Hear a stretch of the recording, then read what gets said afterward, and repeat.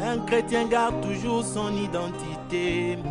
Partout où il est, dans sa chambre, même dans son salon. Il vit la parole, il ne dira pas Ngai pena sa moto. Il vit la parole. Botena balandinyo soya émission Les Pensées de Dieu. Et si kanyo sobo zwami na Brazzaville na Kinshasa partout bozali kolanda biso ezali wabino pasteur Amani, pasteur visionnaire ya église Montagne de Sion na Nsele. Na sepeli susu na moko lelo to ya ko partager na bino sujet o ezali penza très capital, sujet oyo bandeko ebele tozali ko mitungisa mingi pona yango likambo oyo wapi ya baptême. Baptême ezali penza ko sunga biso mingi te parce que moto na moto to etando nyonso esika tozali ko kende ko bondela ezali ko pesa biso baptême na lolenge nango. Pour m'excuser à Kobenga ngo baptême parce que ezali thème na biso, mais est-ce qu'en réalité c'est ça les baptêmes oyo Bible lobi na biso? Est-ce que c'est ça les baptêmes oyo Yesu azali ko recommander biso tous à la baptiser? Tokomeka kotanga na bino moi moke esika oyo pi babeti lisolo ya baptême total réellement ce qui otozwaka ezalaka baptême. Tozui mukanda ya Matthieu chapitre 3. Matthieu chapitre 3 tokozwa mukanda ya Matthieu chapitre 3 tobandi na 1 ti na 11. Mais tokolinga mingi kotanga kaka na 1 pe to masimbala moko na 11. Bible lobi boy. Jean est celui qui avait été annoncé par Ésaïe le prophète lorsqu'il dit: c'est ici la voix de celui qui crie dans les déserts, préparez les chemins du Seigneur, aplanissez ses sentiers. Tokeina verset 11, Bible zoloba boy. Wana Jean tazoloba. Moi je vous baptise d'eau pour vous amener à la repentance, mais celui qui vient après moi est plus puissant que moi, et je ne suis pas digne de porter ses souliers. Lui, il vous baptisera du Saint-Esprit et du feu. Alléluia. Bible zoloba que ngai Jean nazali ko batisa bino na mai pona komema bino na repentance. Et oya koya après ngai ya ko batisa bino na molimo pe na moto. Alors que ce totali bien moto yaki après Jean ezalaki nde Yesu. Jean batisi batu na mai pona komema batu na repentance. Mai nini Jean batisaki batu? Bezolo baki Jean bane ko batisa batu na mai ya Jourdain. Est-ce que en réalité lelo baptême au biso tozwaka et même biso na repentance?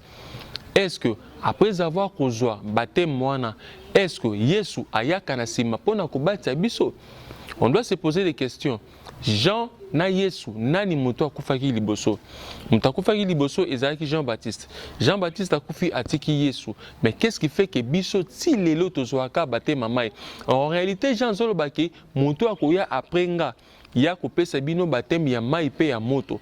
Mais siko Jean-Baptiste o apesaka baptême ya mai ya se akufaka. Yesu o atikali malgré akufi pe asekui.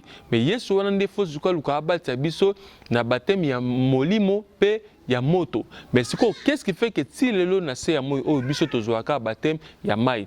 On doit se poser des questions. Est-ce que mai yango pe tozwaka? Est-ce que ezali mai o esengeli biso tozala baptiser? Parce que le toke na bandeko na biso ya esika wapi to bandaka bandeko na biso bapesaka batu mai ya kopo babataka biso na mai ya kopo. Ok na bandeko na biso mususu oyo toyebi wana bayaka koteya biso na bandaku bandeko na biso wana bapesaka biso baptême ya esika moko basali boye batie mai na kati pe badindisi. Est-ce que baptême nyonso wana tozwaka ozwi bandeko na biso oyo wapi bareveyaka biso bandeko na biso wana ntango bapesaka biso baptême na mai ya njili? Est-ce que en réalité eza baptême oyo esengelaka biso tozwa? Parce que baptême ya solo ezatanga ozwi et même mutu na repentance. Il y a de ces gens, moi qui vous parle, nazwi ba baptême wana nyonso et baptême wana memanga na repentance te parce que mai oyo faut batisa batu, il faut ezala mai oyo ya lobiko. Est-ce que mai wana eza mai oyo opesa mutu lobiko? Yango moni solo Yesu na femme samaritaine Yesu azoyebisa ye alobi soki oyebaki moto azali kosenga o mai yondo lingaki en retour osenga ye mai pe mai o akopesa o eza mai o kozwa su posa ya mai te babengi yango na Bible balobi l'eau vive c'est que en réalité bokotala na se ya moi o eza na mai moko te soki omeli okoka su posa ya mai c'est que eza mai wande o biso photo za la baptiser siko mai yango za la kawapi poso moni baptême o ezopesama na se ya moi oyo vous allez remarquer que batu basali o wapi na lobaka na ba émission na nga précédente que ezali traduction orale et écrite soki mai ezalaka mai physique o batu bakenda kodindisa bato c'est que il faut tozwa pe moto tozwa pe molimo tokomisa yango na nzoto topelisi bakoni tozwi todindisi bato tobati bango na moto c'est qu'en réalité loko eza mai physique te c'est que faut toluka mai nini o wapi faut tobatisa bato pour que bato bazala baptisé bible so ba qu'il y a un seul baptême.